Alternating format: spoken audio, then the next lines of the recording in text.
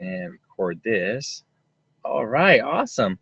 Well, let me go ahead and start this off before I get you on, Dr. Titus.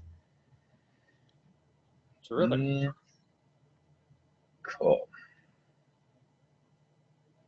Hey guys, welcome to tonight's webinar for Hempire webinar. I'm super excited what's going on. Of course, what a blessed weekend we had. We had a huge event for a Cannafair event. And of course, I'm sporting the new hemp hat as well as some hemp shirts. Super excited about that. Even picked up some awesome cool stuff. I never even knew they could do hemp belts as well, which is pretty impressive. I'm so excited about that. And guys, tonight's a special guest, and I'm not going to take too much of his time, so I'm going to hand it over to him. He's a co-founder of Medical Marijuana. Incredible, brilliant gentleman. I say he is the king of hemp because he knows a lot about it. And so, Dr. Stuart Titus, are you there, sir? Andrew, hi. Yes, I am. It's a great pleasure to be on this evening. Awesome. Thank you, sir. And let me see if I can actually upload some of your content too. So maybe it can help you as well. Let's see if I can do this here. I was just testing it out. And let me go ahead and pop this in. That way can help you with your presentation for tonight. Well, either way, you've got more technical expertise than I do, and certainly great to be on with everyone, and glad to try to give a little bit of education about some of the wonderful things happening in the field of cannabis, cannabinoid science, etc. Awesome, awesome. There you go. Can you see the brief history of cannabis? Presentation here. Let me just see if I can click my phone onto mute so I can talk to everyone without having interruption and all the rest. Fantastic, great. So yes, the history of cannabis, absolutely incredible. It really dates back to the beginning of recorded history, about 8,000 BC, interestingly enough. Certainly back then, cannabis oils, tinctures, and the rest were used to control pain, for inflammation and other purposes. Absolutely amazing findings when we really see the incredible history of cannabis being used as a medicine. It's so interesting that for hundreds and hundreds of years, generations, centuries, etc., cannabis is used as a medicine, and it's only been the last three and a half generations here in the U.S. that we have not.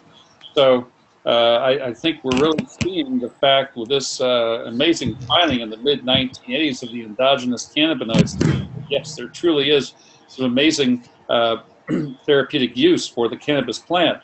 Now, pictured here, these are actual cannabis preparations that are pharmaceutical. These were many of the U.S. pharmaceutical companies, the Eli Lilly and the rest going back to the late 1800s, early 1900s, all had cannabis-based preparations. And here in some of the museums over in Amsterdam, you actually do see these cannabis medicines actually with live medicine inside the bottles. So really kind of interesting to see that type of history. And when been to some of these amazing places around the world, such as Amsterdam, where they have these great cannabis museums, it's quite interesting to note the credible history of cannabis as a medicine. Of course, cannabis and cannabinoid preparations were part of the American Pharmacopoeia. And this is a compendium or a list of all the known pharmaceutical remedies, and this was right up till about 1942 when unfortunately cannabis was removed from the pharmacopoeia. But slowly it's making its way back. We're certainly excited about that. Now, really, when we look at the cannabis plant family, I know there's a lot of misinformation, disinformation, etc. But just to give a good visualization, hemp, which is shown over on the left side of the screen, is a non-psychoactive cannabinoid that's grown around the world for industrial purposes. There are 31 large industrialized countries around the globe that grow hemp mostly for its fiber and for textile purposes, although there are certain countries in Europe that actually grow hemp for its biocomposite activities. So things such as Mercedes-Benz and BMW dashboards, door panels, etc., are all made from industrial hemp. hemp in a very short 90 to 120 day growing cycle might grow as tall as 12 to 15 feet, where if you look at the other side, your marijuana is generally grown very short and bushy. And of course, marijuana is grown for the high concentration of THC, which is the psychoactive cannabinoid. And our company, we've been able to really be the first company to grow a nice high concentration CBD within a hemp crop. And certainly the fact that we have these amazing non-psychoactive cannabinoids, which are now rivaling some of their psychoactive counterparts in our society today and around the globe, is quite interesting.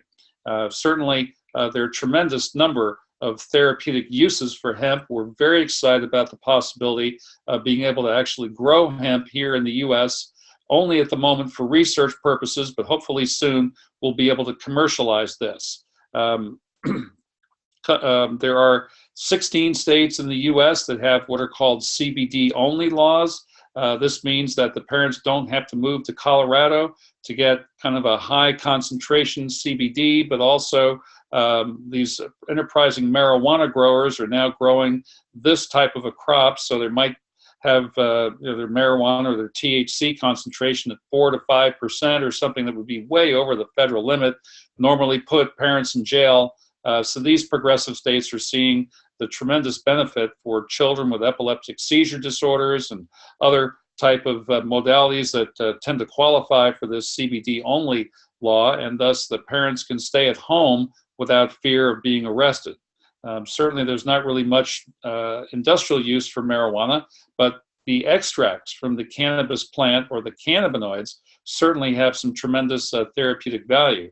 So these cannabinoids, again, extracts, which you can find certainly throughout the cannabis plant family, but also in other plants, things such as flax, hops, echinacea, common tea, kava, you'll all find good expression of cannabinoids, and they certainly used to be part of our natural diets.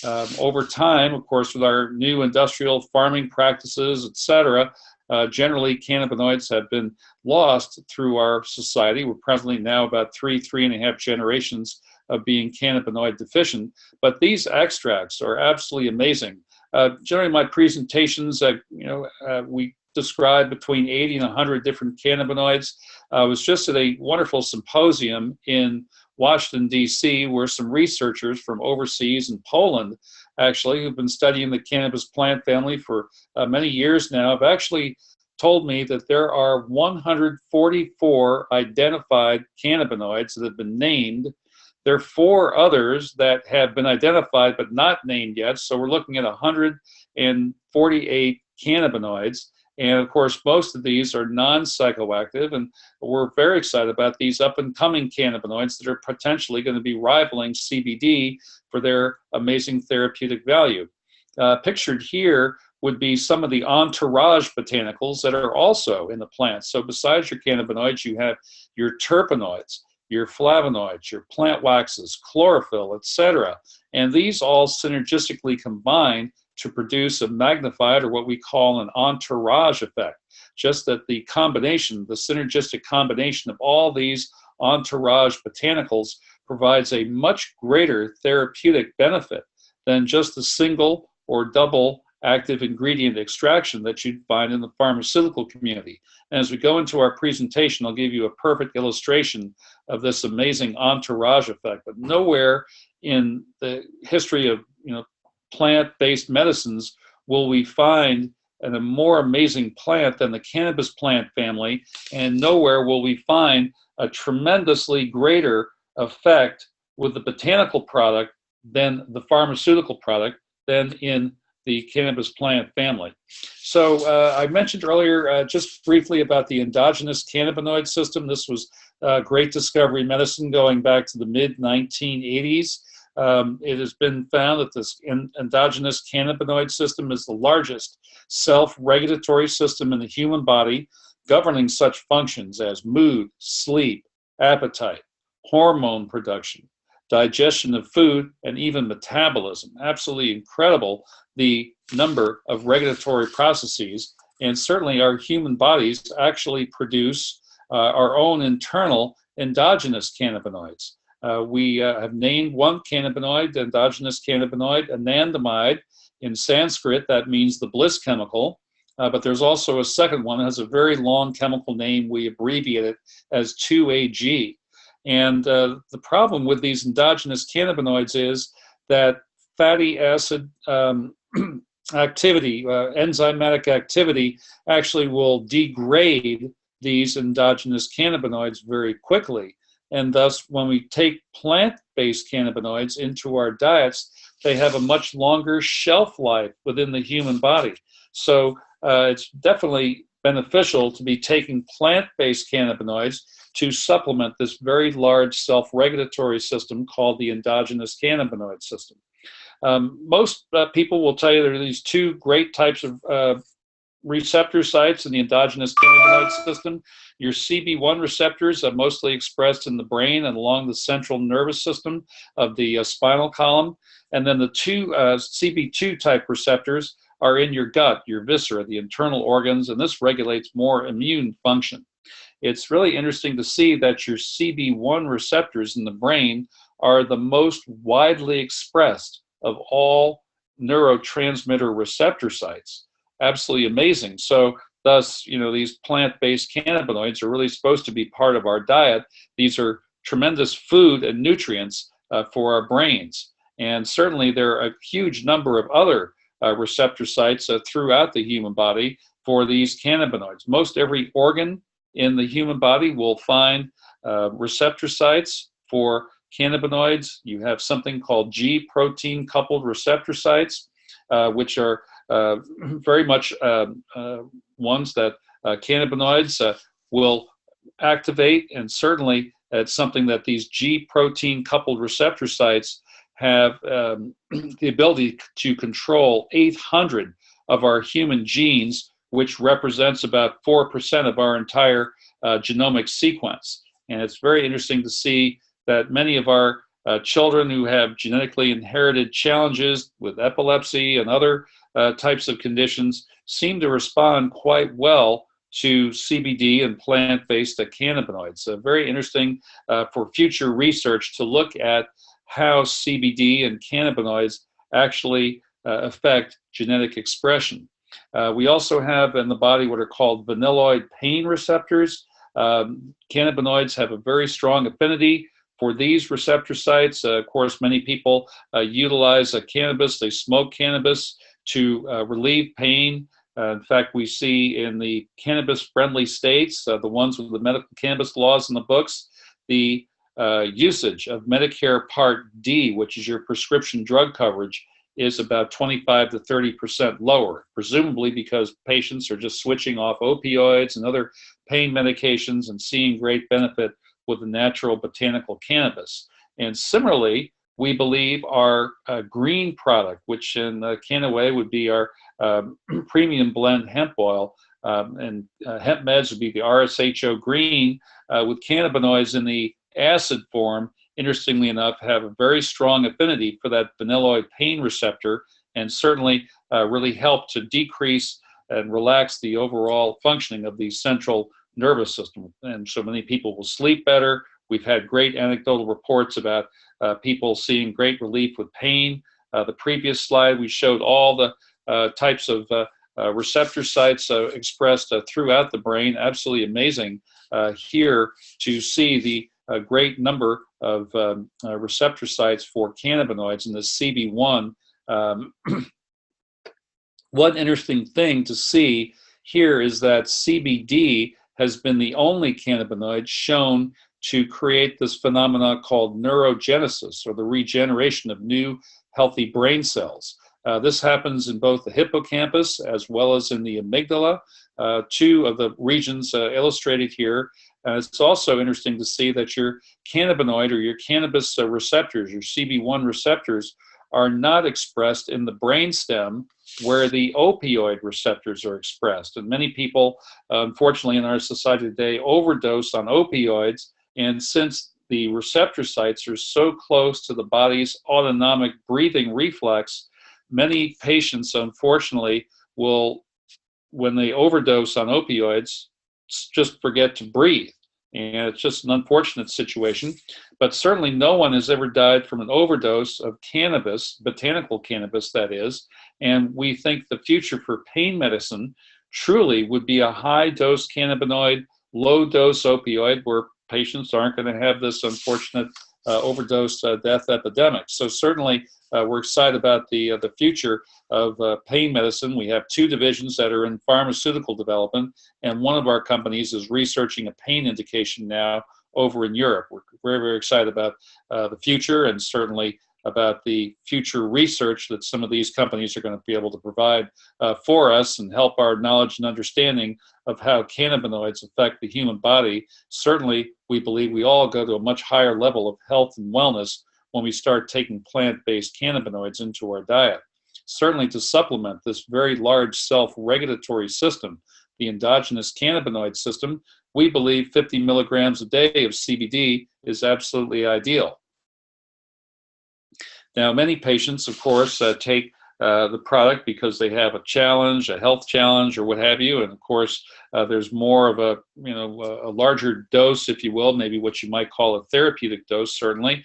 And we're working on this with our research team. But certainly, when we look at the overall human body, the huge amount of cannabinoid receptors expressed throughout the body, all your glands, your pituitary gland, your thyroid gland, the adrenal gland, etc., all your internal organs. My gosh, it's just unbelievable that we're not really doing this. Now, some interesting facts. I mentioned earlier that there's a lot of enzymatic activity in the body that degrades very quickly the endogenous cannabinoids. But when we do things such as extreme exercise, all of a sudden we produce enough of these internal endogenous cannabinoids to overcome this degradation of enzymatic activity. So the phenomena of the runner's high is truly a release of the endogenous cannabinoid known as anandamide. And this crosses the blood-brain barrier and gives you that runner's high type of effect.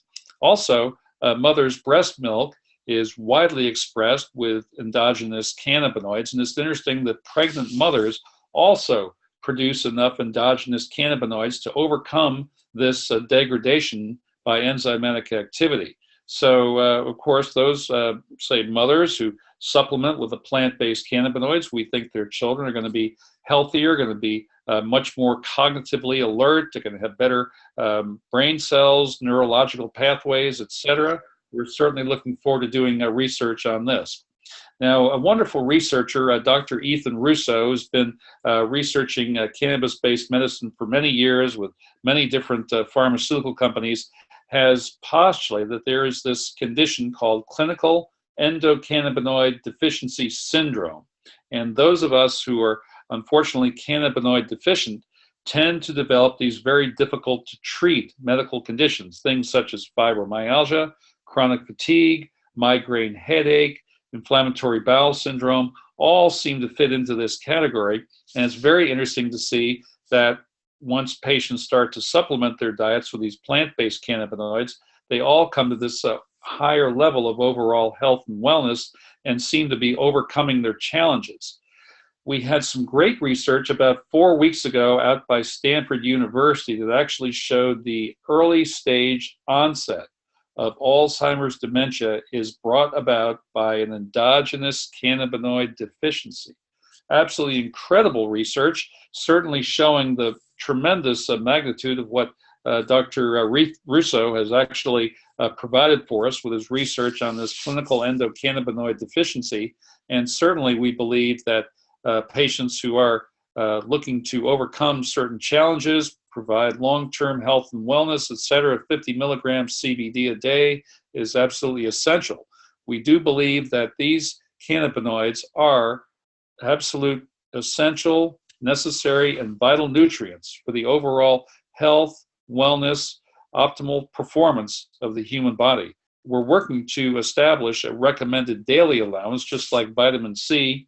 When it was first discovered, it took about 50 years before the USDA actually gave a good, recommended daily allowance. We think we're on a little bit faster track with these cannabinoids, and certainly the research is showing that these cannabinoids do help supplement this tremendous regulatory system And hopefully sometime the next couple of years, we might actually have a recommended daily allotment of your endogenous, of your plant-based cannabinoids to supplement the endogenous cannabinoid system.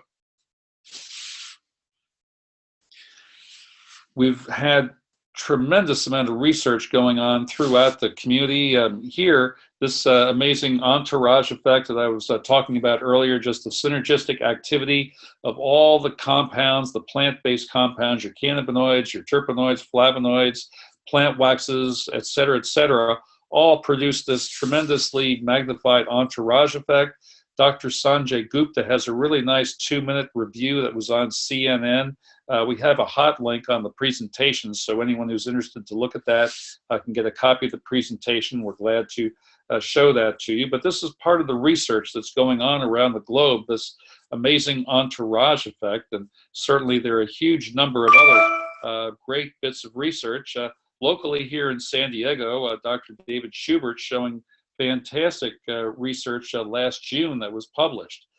Here, he was looking at this unfortunate situation of Alzheimer's and dementia, and it seems that once you start to get on this downward progression, once you get this dementia starting to set in, there's no way to really come back and bring it back from this unfortunate downward situation. Now, for years and years, the pharmaceutical communities have been looking at all kind of answers and solutions. Basically, they've looked at this for they've tried 200 different times to find a solution, and nothing's really worked. But Dr. David Schubert from the Salk Institute, his amazing research shows that cannabinoids not only reduce inflammation in the brain, but also reduce the buildup of a very toxic protein called beta amyloid that basically is the hallmark or characteristic of Alzheimer's disease. Now, further research done by the U.S. government, actually there were U.S. government-based researchers started this amazing research back in 1999 that included Nobel Prize-winning laureate Dr. Julius Axelrod. This led to a U.S. government patent in October of 2003, and this is the number you really want to remember in the cannabis industry. This U.S. government patent number 6630507, also sometimes called the 507 patent. This patent describes cannabinoids as antioxidants and neuroprotectants. So on the research side of the U.S. government, we actually have a patent on the therapeutic use of cannabinoids, where unfortunately on the law enforcement side, hard to believe, we have this incredible hypocrisy where the DEA will say, well, all kind of cannabis, hemp, marijuana, whatever, all else is a Schedule I federally controlled substance with no medicinal use. Fortunately, we found our way around to be able to bring hemp food products here into the U.S., and this was done through a federal court ruling back in 2004. And since our company's taken the time to actually study some of these court rulings, and we do manufacture our products in concert with the federal court ruling, showing that the stalk and seed of the plant to actually be exempt from the Schedule I Federally Controlled Substance Act, that our products similarly fit in just like you go to any health food store in the country and buy your hemp seed oil, hemp protein powder. Our products fit into that same category. So here we have a tremendous edge. Now, this great government patent showing cannabinoids as antioxidants and neuroprotectants, showing a wide range of benefit for a huge number of potential maladies and disorders. Certainly on the antioxidant, anti-inflammatory side, you've got great benefit for your metabolic syndrome patients. And this includes your heart disease, your cardiovascular risk, rheumatoid arthritis, diabetes, etc. We all see patients who are on our product for a good 6 to 8 weeks, their inflammatory markers coming well down, and certainly this bodes very well for the future of medicine. We really believe that also there are other types of cancer, interestingly enough, that seem to fit into this metabolic syndrome category because truly their origin is in an error of the human metabolic processes. And certainly it seems that cannabinoids, and particularly CBD, help to regulate metabolism to a much more effective manner.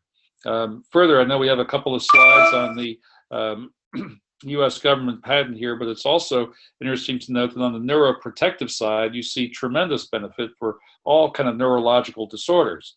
Your elderly patients with Alzheimer's or Parkinson's disease, your ex-military with their PTSD. Of course, we see children with epileptic seizure disorders having some great anecdotal success with CBD products, and certainly we see some potential benefit for multiple sclerosis. One of our pharma development partners is researching cannabinoid-based medication for multiple sclerosis. But it's also interesting to note this highlighted section right here showing that the government patent shows that cannabinoids, and particularly the non-psychoactive cannabinoids such as cannabidiol, are much more preferable to use therapeutically because you don't have the toxic side effects, the intoxicating effects that you have with THC and other psychoactive cannabinoids. Thus, we can give a much higher dose of, say, CBD without any negative intoxicating consequence, where, say, for example, just a very small 5 milligrams THC, my gosh, many people are just knocked out on the couch for a good 8, 10, 12 hours, just the way that the body processes these psychoactive cannabinoids versus the non-psychoactive ones. And certainly we've seen some tremendous stories, anecdotal stories of success. I know our Orange County group, my gosh, some amazing stories, which patient we just saw a week or a couple of weeks ago, absolutely phenomenal recovery. But these are all throughout our Cannaway network. We're very excited. Certainly our Echo Connection, we're looking to really delineate more of these amazing stories.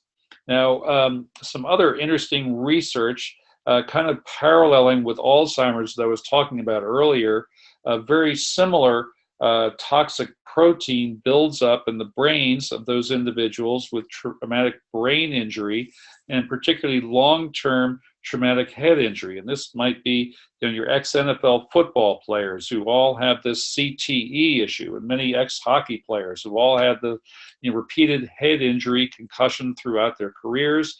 But it's something that it doesn't take a 20 or 30 year NFL football career to have CTE. My gosh, just one traumatic head injury from an automobile accident can put a patient into this unfortunate CTE situation where their cognitive abilities are significantly decreased. So some interesting research from UCLA Medical Center in Torrance, basically showing that in California, of course, there were many young adults who unfortunately were in severe auto accidents, and they suffered a very severe traumatic brain injury. And of these young adults, of course, they were from California, so many of them had regular access to cannabis. It was interesting to see the regular cannabis users were 80% more likely to survive a traumatic head injury, and this is presumably because of the extra layer of neuroprotection that these cannabinoids provide. So it's kind of like having a second football helmet that just surrounds all your brain cells, if you will. And of course, these young teenagers, they think they're invincible. They do some wild stunts, the motorcycles and bicycle flips and whatever all else. I haven't been a former physiotherapist. Unfortunately, I saw a lot of the unfortunate and unintended consequences of some of these not so well thought out activities. But it's just something to see that these unfortunate traumatic brain injury patients and the ones that were the regular cannabis users were shown to be significantly better off, and recovery was much quicker for those that were versus what was expected. Certainly when you have an 80% greater chance of survival, and the research being published in a tremendous journal called the American Surgeon, my gosh, this is just something we need to be doing. Now, regarding neurological medicine, certainly about 40% of all doctor visits are to some type of extent related to the neurological system of the body. Certainly we see Parkinson's to be at a tremendous increase throughout the population. The Mayo Clinic has done some nice research looking at trends over the last 30 years. And basically for every 10 calendar years of life, men have a 24% higher rate every 10 years of developing Parkinson's disease. And many of these other neurological conditions, things such as Huntington's disease, et cetera, are all tremendously on the rise. You know, we're really at this time in human history, we're inundated with electronic signals going through the air, your TV, your microwave. We're not actually on the cell phone right at this moment in time, but our bodies are acting like antenna, picking up on these unfortunate electromagnetic waves going through the air. Our food, we're growing with a lot more pesticides, and some of this residue is coming through into our system, and some of this is a proven neurotoxin. Certainly all types of artificial sugar, including aspartame, my gosh, and these are just tremendous neurotoxins, and it's really having a tremendously degrading effect on our overall neurological system. And really, the functioning of our body all lies in really the application for the human body. I mean, if your neurological system is weak, well, what's going to happen? Well, your muscular system, your skeletal system's all going to go into decline. But it's interesting to note that also once you start to rebuild your neurological system, all of a sudden your muscular system, your skeletal system, your brain function all seems to increase. So we're really looking at this amazing neurological system, and particularly our products seem to target that so much better than anything else out on the market. Basically, big pharma, they really haven't been able to ever come up with a good medication for anything, any neurological disorder, your depression, your sleep issues, other types of neuropathy. Basically, the pharmaceutical companies try to target an area of the brain called the synapse. And this is a little gap where the electrical signal jumps from one part of a nerve pathway to another. So interesting that only 2% of this communication happens at the synapse, but that's where 100% all the pharmaceutical activity tries to target. So they're really missing a wide range of neurological activity. We think cannabinoids are really affecting a much larger range of neurological activity, and our products may at some point rewrite the face of neurological medicine. Certainly in countries such as Mexico and Brazil, where these products are available as a doctor prescribed product, we're really seeing this effect tremendously throughout the medical community. All of a sudden, they now have a potential answer for children who have epileptic seizure disorders and other neurological conditions. So anyway, our company, we were founded in March of 2009. Our parent company, Medical Marijuana Inc., where I'm the president and CEO. Of course, Hemp Med's one of our sales divisions that's developed over time, as well as Canaway, who is actually doing some fantastic things. But our company's had a tremendous number of firsts, being the first publicly traded company in this particular space. We now have 230 other companies who followed us along this way. We were certainly the first company to bring a cannabis-based product into a Latin American country by legalizing Brazil, April of 2014. In Mexico, in February of 2016, we had to develop a specially THC-free product for that particular marketplace, and we went ahead and did that. Today, we remain the only legal cannabis-based product on Mexico markets. And it's very exciting to see our research down in Mexico showing tremendous benefit for children with some very, very advanced forms of epilepsy. My gosh, many of the children in the study have had several brain surgeries. At least every child seemed to have had at least one brain surgery to try to control the epileptic seizure disorders. All kind of pharmaceutical medications of these children in the studies had failed, and our results basically showed that 84% of the children experienced a 50% or greater reduction in seizure disorders, and these children were the worst of the worst. And 17% were fully seizure-free for at least a 4-month period. I think it's quite exciting for that to be able to show this particular research and put it side by side by the pharmaceutical company doing research here in the US, where yes, they're getting about a 36.5% average reduction in seizure disorders. Our percentage decrease in seizures is significantly higher, closer to 75%, so twice, even 3 times greater than what the pharma company is doing, all with a natural botanical product, so there are zero side effects, where on the pharmaceutical side, you have about 30% of the children showing severe adverse effects to the point where they've actually had to drop out of studies. So with that comparison, I think one might say we perhaps have some of the best therapy on the planet, and these products that were tested in Mexico are available right here to each and every one of the Cannaway distributors throughout our network. So certainly we're excited about that. We're excited about future research that we're doing both on the botanical side as well as the pharmaceutical side. Interesting to see that our product, the product we had to develop for Mexico, which now is called the Pure CBD oil, which is available in Cannaway, would actually be the first cannabis-based product that would qualify for world anti-doping standards. So all your professional sport Olympic athletes who are regularly drug tested, all our U.S. military personnel, truck drivers, et cetera, who are regularly drug tested, could take these products without fear of failing a drug test because there's zero THC in them.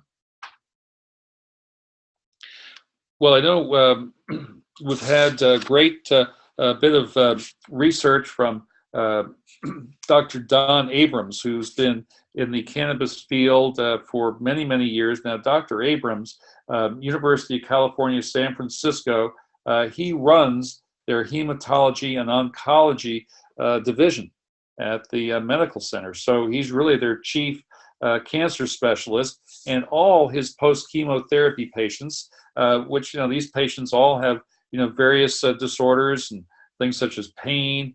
You've got depression, you've got nausea, vomiting, you've got, loss of appetite, sleep issues, and he can prescribe 6 different medications with all kind of differing, side effects, etc.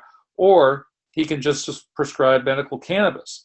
And it's really been something that he's been doing this for about the last 10, 15 years. And his patients are all seeing some great benefit to the point now that he's now looking at non-psychoactive CBD, and particularly our Real Scientific hemp oil products from the Cannaway side, just because he's seeing such great benefit with his patients. And we're now actually working towards a clinical study, some research showing how post-chemotherapy patients who are on natural botanical CBD products will compare with what is normally expected with your post-chemotherapy patient population. It certainly seems that when you start to supplement this large self-regulatory system, you kick in the body's healing processes to a very quick and expeditious outcome.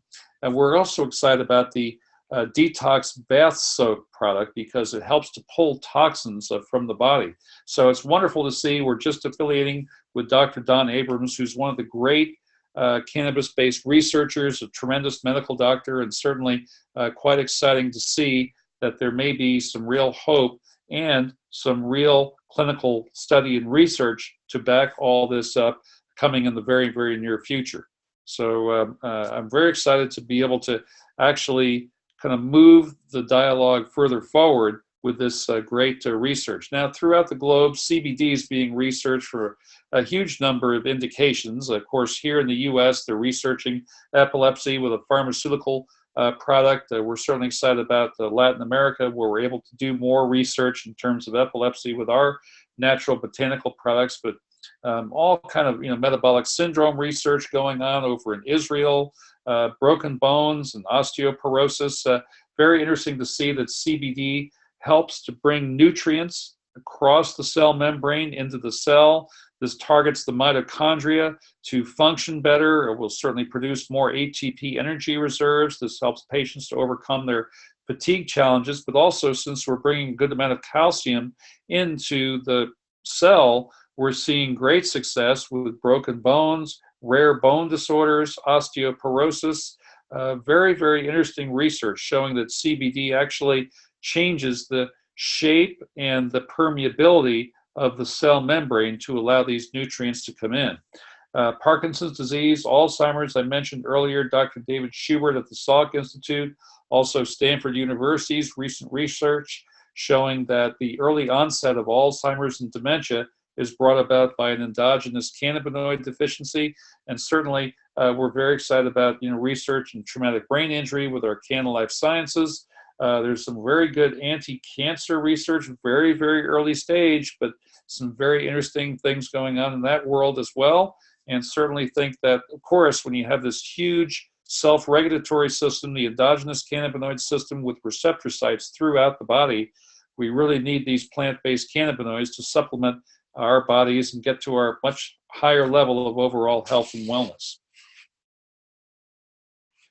So earlier I was talking about a couple of studies that we're involved with, and we've had 2 studies done now in Mexico, and certainly we see, if you compare the pharmaceutical side kind of in the black and our studies over in the blue, that we're getting a much better reduction in overall seizure disorders with a much lower dose of the natural botanical product.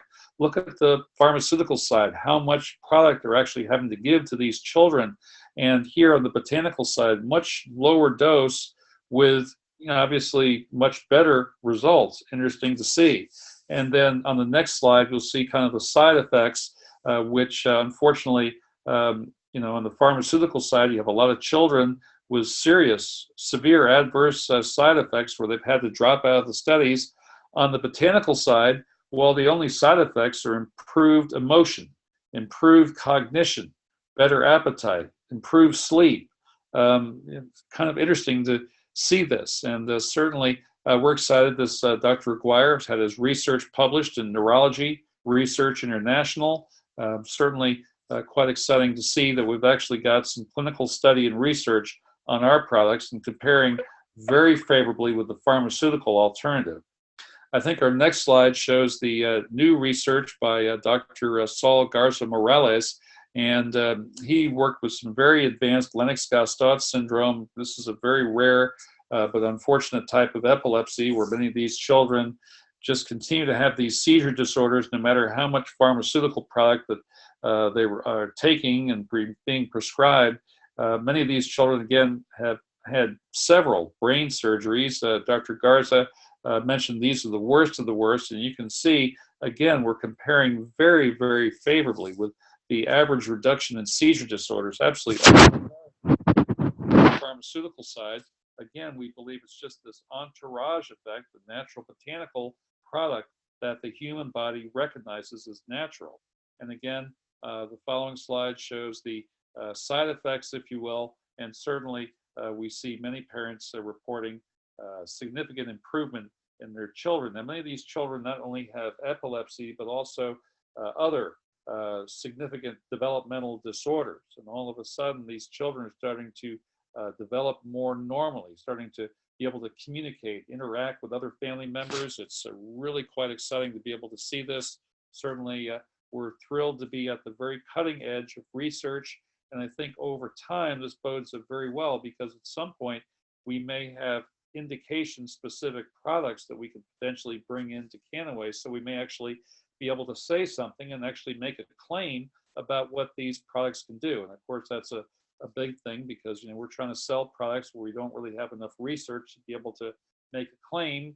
However, here we're seeing, at least in Mexico with our botanical studies, some wonderful effect. And certainly it seems that the product is well tolerated, that there aren't any real adverse side effects. There's not really any downside, and certainly only positive things coming from this for many, many families. And, certainly it's quite exciting for us to be in this space at this particular time, and we can't thank you all enough for your interest in our company and your participation. We're really think we're on the cutting edge. The next few years is going to be tremendous for the research community, and certainly we believe that over time, as we develop more products throughout the network, research comes in, the consciousness, overall consciousness going to a much higher level. Everyone will be very familiar with cannabinoids in a few years. Many people, you know, just a couple, 3 years ago, only a very select handful of people knew what CBD or what cannabinoids were. Now it's a more national dialogue, and I think as time and research comes along, we're going to be quite excited about where this is going to take us all. And it's just an amazing, totally ground floor opportunity, even right at this point in time. My gosh, what we can do in the next few years, decade, what have you, is just going to be fantastic. I'm so excited about bringing industrial hemp to the U.S. We have tremendous amount of industrial applications, everything from your clean biomass for biofuel, your textiles, building construction materials, your biocomposites, all of your plastic water bottles can now be more eco-friendly, biodegradable if they're made from hemp. Hemp batteries, or oh my gosh, the electrical properties of hemp are tremendously exciting, because we can really change the way we think about storing energy. Say your electric cars, instead of having to charge them overnight for 8 hours to get the charge back up to normal, here with these super capacitors made from hemp, a 20-second charge, boom, you're back up to full, and you're back out on the street running. So quite exciting there. And of course, the nutritional benefits of hemp seed. Oh my gosh, I could go on for a whole another hour and lecture this evening. But anyway, I think we've covered a lot of the basics, and certainly this gives us a great ground floor to kind of work on and build from there. Over time, we'll be introducing new concepts to some of the people who've been around for quite a while, and some of the new research that's coming along. I can't thank you enough for your interest here. Certainly look forward to being up in Orange County in the very near future, meeting each and every one of you guys. And just thank you again for the participation. Certainly let our support staff know if there are any questions. We'll try to answer as many as we can. We're obviously very busy right at this time. We're looking to open up foreign countries and get product registration, etc. So the corporate office, we are just slammed. I've been on the road for, gosh, the last, I don't know, I guess the last 6 weeks, probably 5.5 of those 6 weeks, and certainly look forward to travels over to Europe over the summer and developing operations markets over there. Certainly we're looking to bring certain Cannaway products into both Mexico, throughout Latin America, as well as Canada. Certainly great things happening. We can't thank you enough for your participation, and hopefully covered the bases. Andrew, I'm glad to hand it back over to you if you'd like. Sure. Thank you so much. And Dr. Titus, you said it all. What an amazing, amazing job you did for tonight's Hempire webinar. And thank you so much. And thank you for everything you've done. And I'm so excited for things to come. And I know we're having our New York event coming this weekend, which is going to be huge, as well as a couple other Ignite. So if you guys haven't already got the Ignite tickets, feel free to get the Ignite tickets, because that is incredible, especially right now. They have a deal going on that. So go in your back office. And for those that were a guest, hey, get with the person that brought you onto this webinar, and feel free to ask them any questions. We could go ahead and do a 3-way call with myself, Jeff, and whoever else. And of course, again, thank you so much, Dr. Titus. You guys have a blessed night and take care. Thank you. Bye-bye.